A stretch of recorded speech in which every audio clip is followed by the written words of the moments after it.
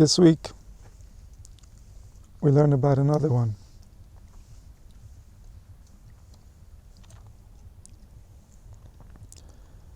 Klal Yisrael is ready to go into Eretz Yisrael.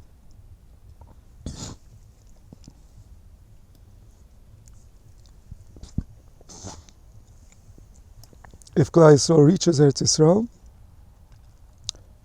humanity realizes its purpose. And that's it. The suffering is over. Everybody can rejoice. Everybody can relax. No more struggle. Nothing to fight for. No one to fight. We don't need to learn war.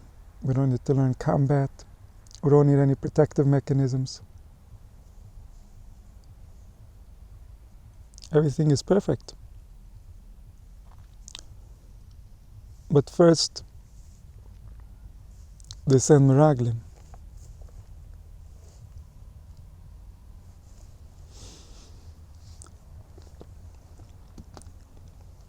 And then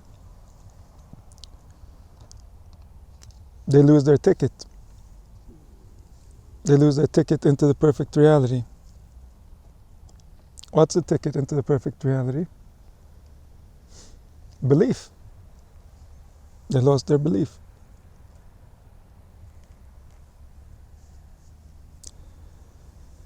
They lost their emunah.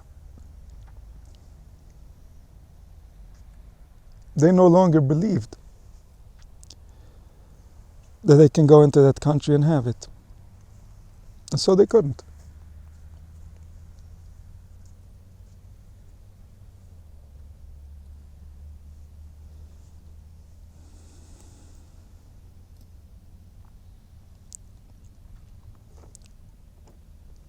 And so then it had to be the next generation. The next generation didn't see the leaving of Egypt. They didn't see the big miracles. They only heard about them.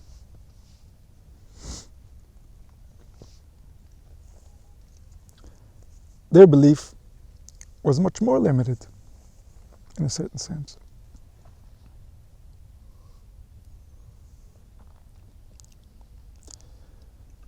And so that opportunity was gone. The opportunity of using all the challenges that they had to go through in Egypt, using all the miracles that took them out of Egypt,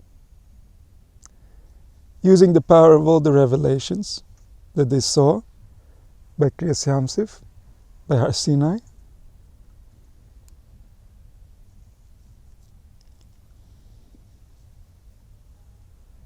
there was an opportunity to close the deal, to finally start fresh, to finally create a space that is safe. Safe for who? For us.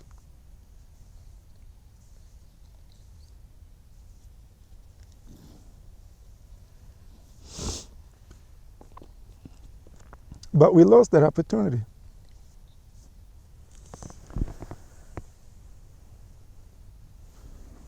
But in reality, an opportunity can never be lost. Losing an opportunity simply proves that there never was an opportunity. So why do we call it an opportunity? Why are we saying it in those dramatic descriptions? There never was an opportunity. The one who knows knew. How do we know that he knew?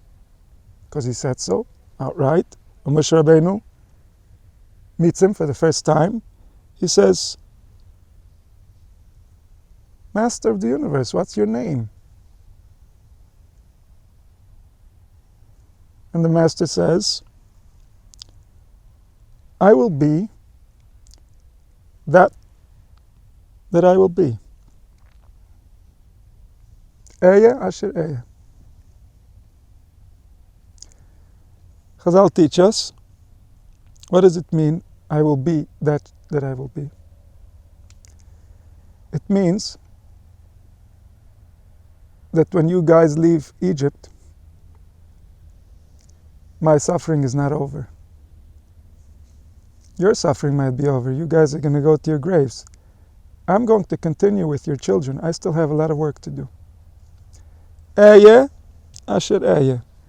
Not only now am I in an unacceptable condition, that I'm simply waiting to be something else, but I got a long way ahead of me. I will be with them in this suffering, and I will be with them in all their future sufferings. And so Moshe Rabbeinu says, Dai letzara b'shata, Klal Yisrael doesn't need to know this. That's not going to help them get out of Egypt. If we want them out of Egypt, let's just say, Eya, I shall be. What does it mean, I shall be? As soon as the procedures are going to run through, I'm going to be realized. And so to Klal Yisrael, that meant, we're just going to leave Mitzrayim, receive instruction, and boom, we're home free. Easy as pie. And so therefore they believed.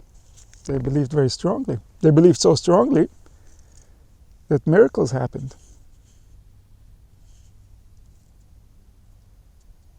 Miracles happen when humans believe.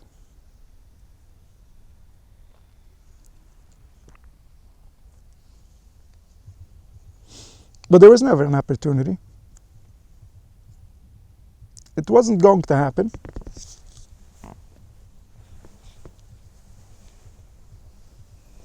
So why are we describing it as an opportunity? Why are we saying, if only this wouldn't happen, then? And the answer is,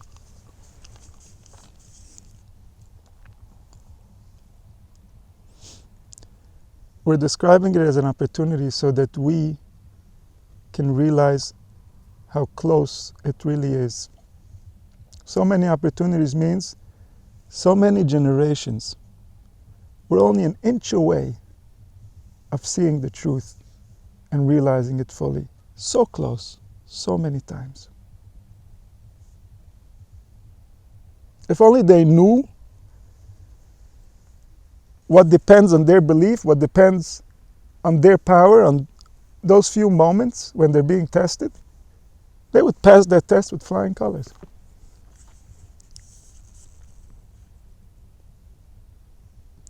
But in their mind, there was a different narrative. It was a different story. Look how much we've been through. Look at everything that's happened till now. Look how complicated it's going to be. Who knows what might happen?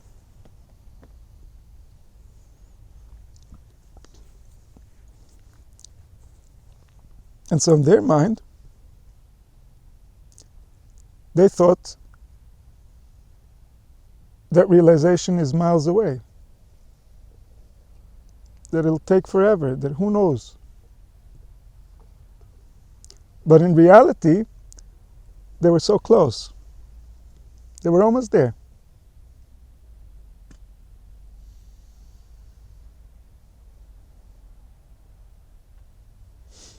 And this is the war between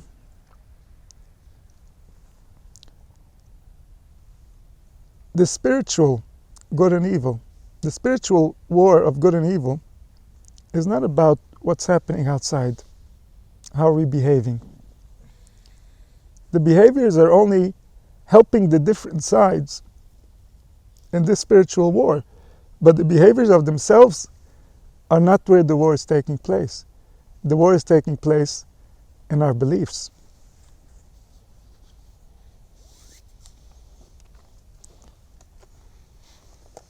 Do we believe in good, or do we believe in evil?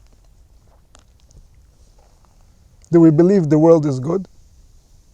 Or do we believe the world is evil? Do we believe people are good? Do we believe people are evil? That's the war. The soldiers in the war are the different behaviors that we observe, the different ideas and concepts that we believe, the different interactions, the different words that we hear. Those are the soldiers that are going to decide which side is winning.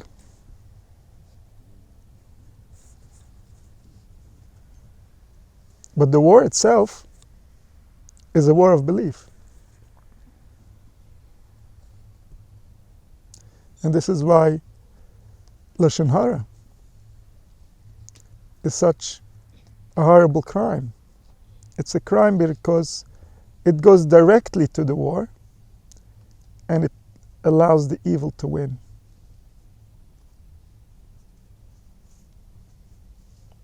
It tips the scales to the side of evil. So Klal Yisrael was up against a big enemy. To believe that the miracles will continue coming exactly when they need them, that they will remain together, united, that they will have their needs met, that they will have the energy and the power to overcome the nations that already live in Eretz Canaan.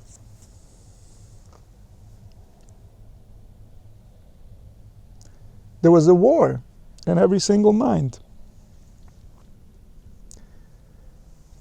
And the task for the Meraglim was to make sure that the right side wins. That was the purpose. That's why they were sent.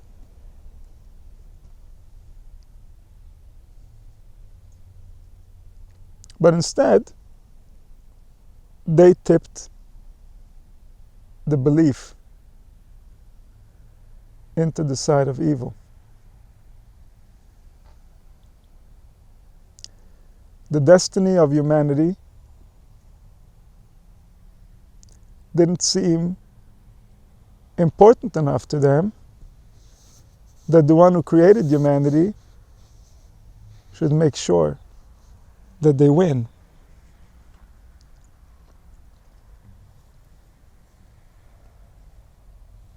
They were concerned because, based on their mundane calculations, this war was not winnable.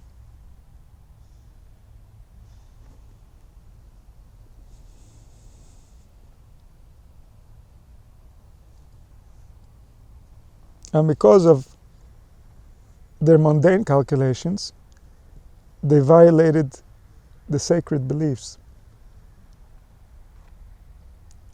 And when they violated the sacred beliefs, they lost their spiritual power. There they are, hundreds of thousands of people, millions of people in a desert with no spiritual power. A desperate situation. They cried all night. That night later became Tisha B'Av, a day of mourning until this very day.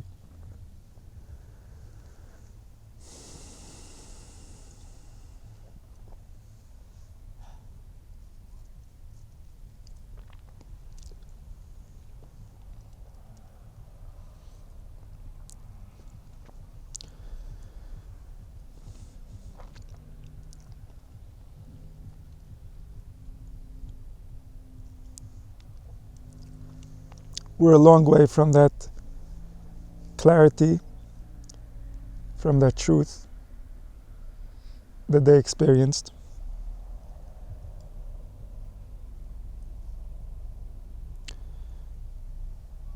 We've come to a place where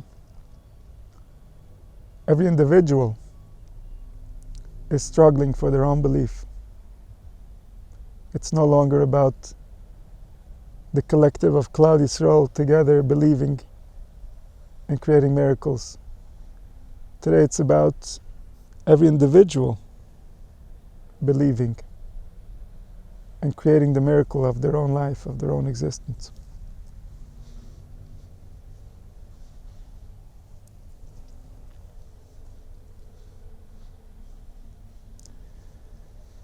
The more we refine our beliefs, the more our beliefs are based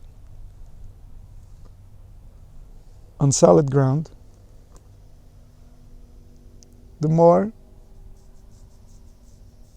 the circumstances, the situations, the different challenges are going to make those beliefs stronger, because those beliefs are going to become our backbone. They're going to become our ticket into existence. When the beliefs are shaky, when the beliefs are not properly based, then when we get tested, we see. The test clarifies to us about what we believed and about how much we really believed it.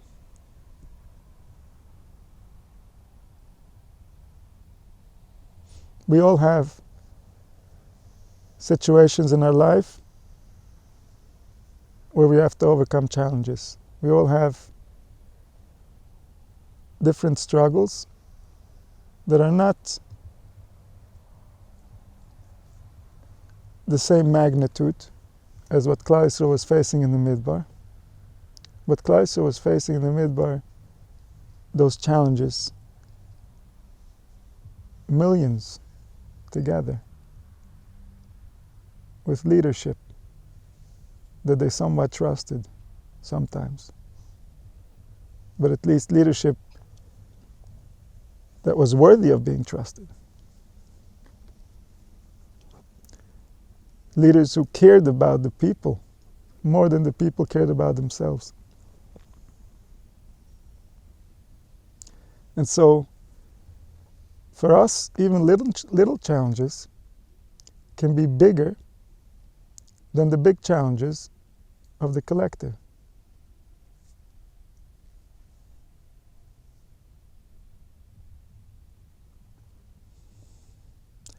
And always what's being challenged is essentially a belief. Everything else is part of the challenge. We're not challenging an attribute. An attribute is the way that it is, the way that we developed it, that's how it is.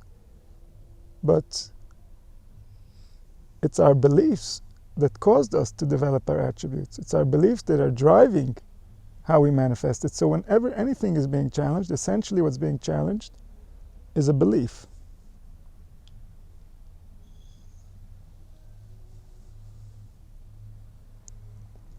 And this is why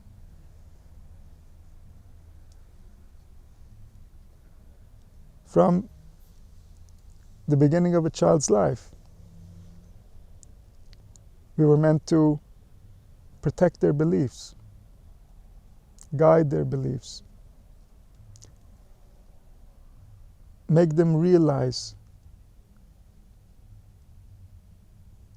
the value of beliefs.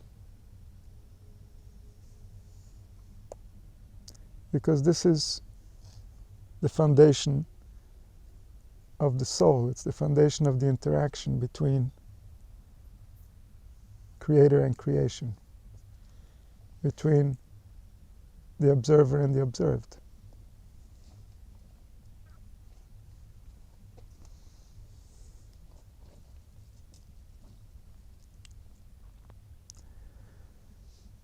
And so what we want to learn from this situation that Klal Yisrael went through, and many others,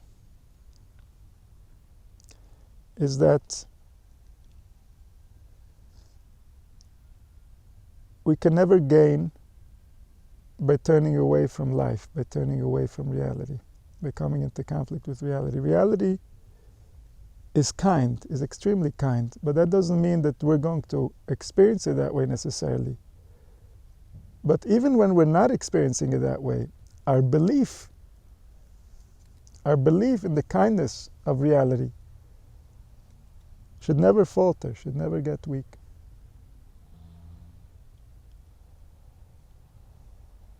Klal Yisrael lost their faith that after everything, that after their entire journey, there's really going to be the proper ending to the story. For whatever reason, that belief was big on them. They couldn't carry it. And so every opportunity they fell. Not because of the challenge, but because the belief was not solid.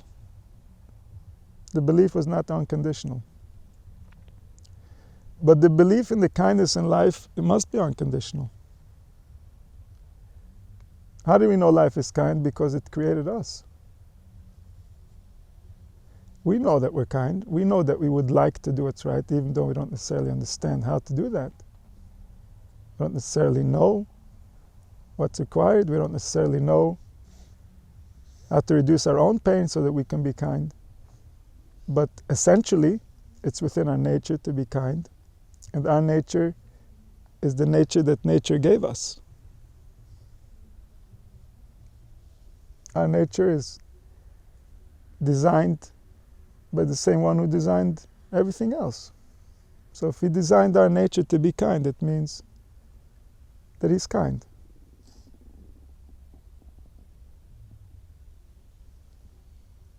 And so that belief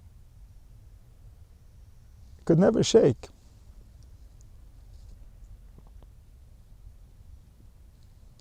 That belief has to continue with us all the way through to the other side until we see it clearly, until we get absorbed into that kindness, into the shining light that gives life to all.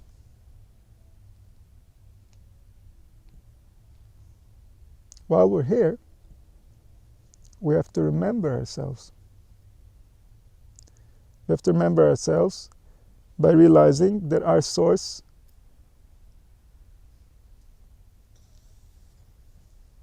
created us in his image, in his likeness. And so our kindness proves his kindness. Our kindness proves his kindness so much so that when we see humans that are not kind, we immediately think that the Creator is not kind. When we see humans who have beliefs that are not kind, we are tempted to believe that the Creator is not kind. That's how closely related our behaviors, our nature, is to how we project our source, to how we perceive our source, to how we imagine our source.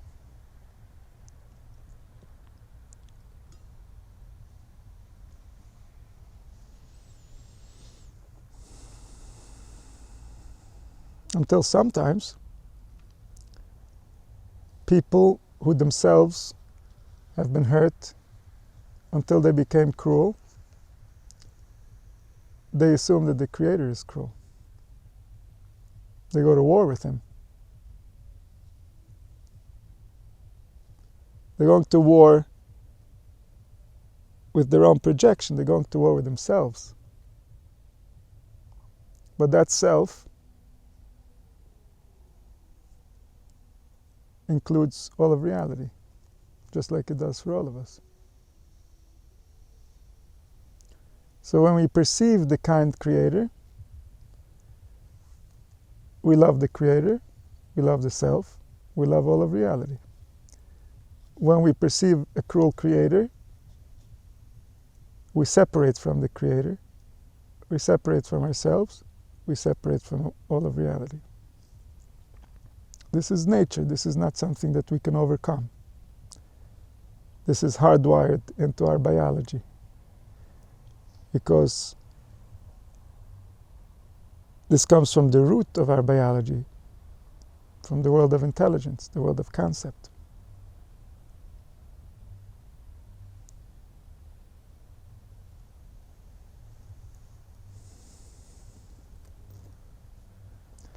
Our belief in His kindness makes Him kinder. Our belief in His cruelty makes Him more cruel.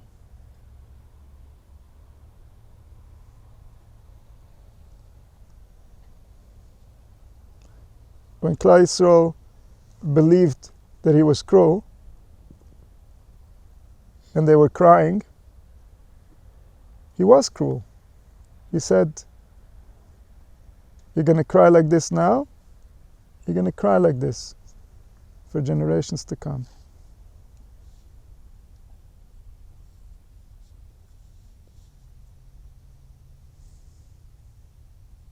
This is the nature of how we create the spiritual. We create the relationship. We create the interaction. We measure the attributes.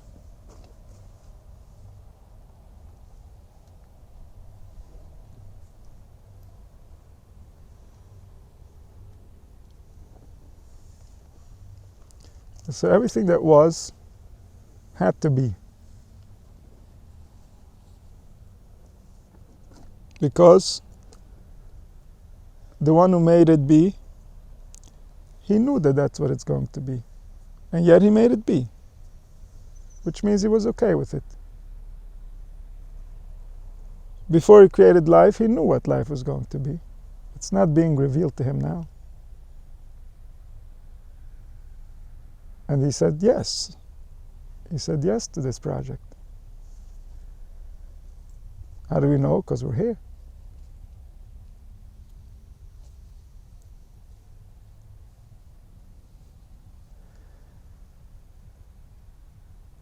And so everything that was is kindness. Everything that was is kindness. Does it mean that we can explain the kindness of every event? Absolutely not. We can't explain anything. Why should we be able to explain this? We can't explain how our finger moves. So why should we be able to explain it? Why of all things should this be easily accessible? Everything created by the Creator is not understandable. Everything.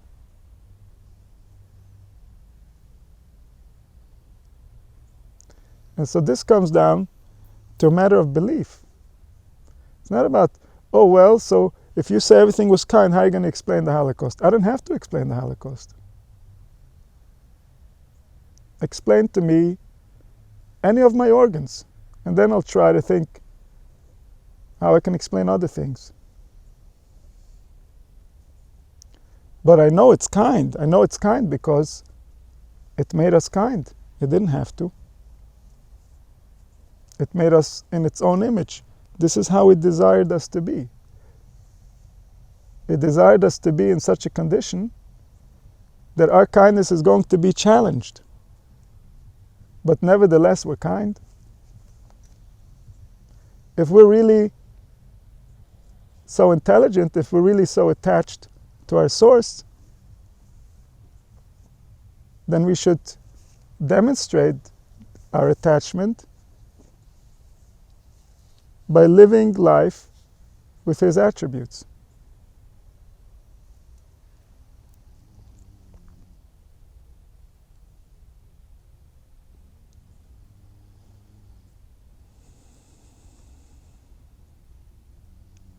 So the kindness cannot be questioned because it's not about explanations. It's not about explaining anything. There's nothing to explain. We haven't understood the first thing of anything. It's about how do we exist in a way that's pleasing and compatible to who we are. Because we rely on His kindness. Ki la'olam chazda, His kindness is for eternity. His kindness is infinite. Whatever kindness He placed in us is just a taste, so that we understand the concept.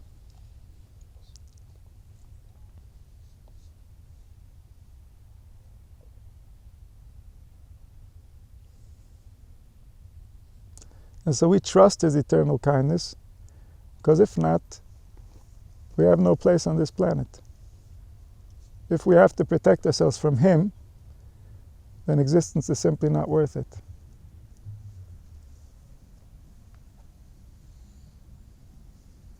And so those who are humble enough to recognize what is true and what is real, they will survive and continue the existence on this planet. Those who cannot accept that reality is different than they imagine it will make life a lot more complicated than it needs to be. And that's why the pasuk says, "V'hanovim yirshu haaretz," the humble will inherit the earth. Those who understand that they don't understand. And therefore, they're willing to go where life takes them.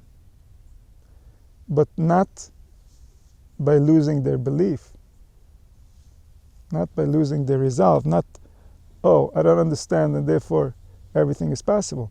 No, I don't understand what's happening, but I understand that someone created this and that they have a plan for it. I understand that this was meant to be a certain way.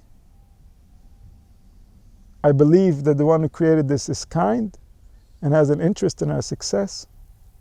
I believe that everything that we do is going to have consequences.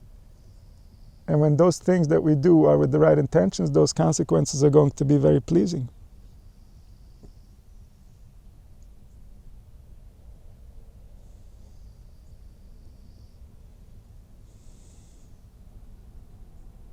And this is naturally within our spirit to believe. These are things a child will believe, just by their intuition. These are things that nature ingrained in us, because this is how it thinks.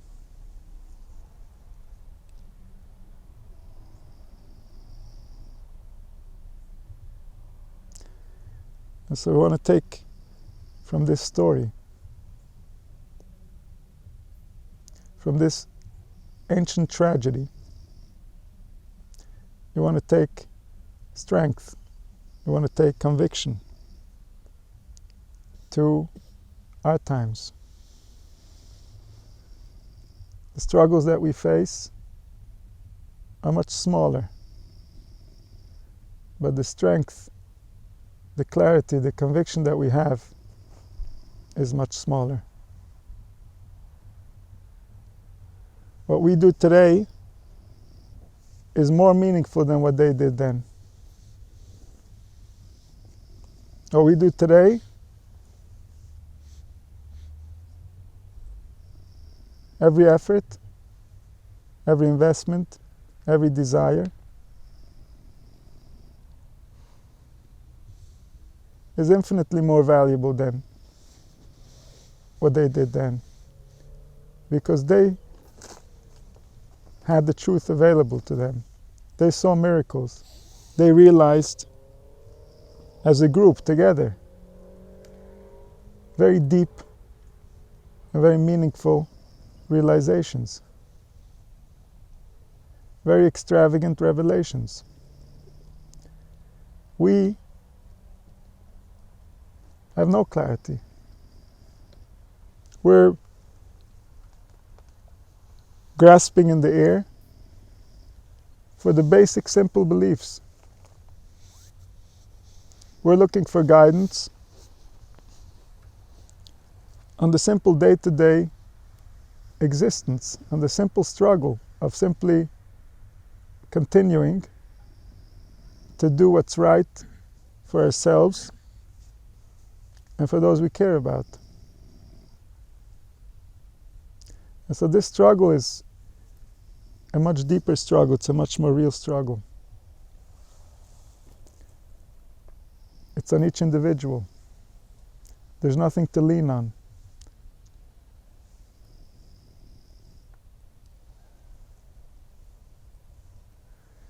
And so it's this struggle that's going to achieve the final win. It's this struggle that's going to accomplish what all the other struggles couldn't.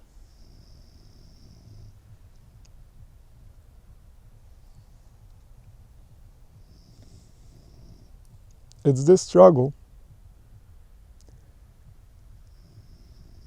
that is going to prove to us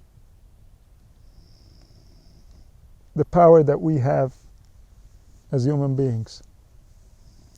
May it happen soon.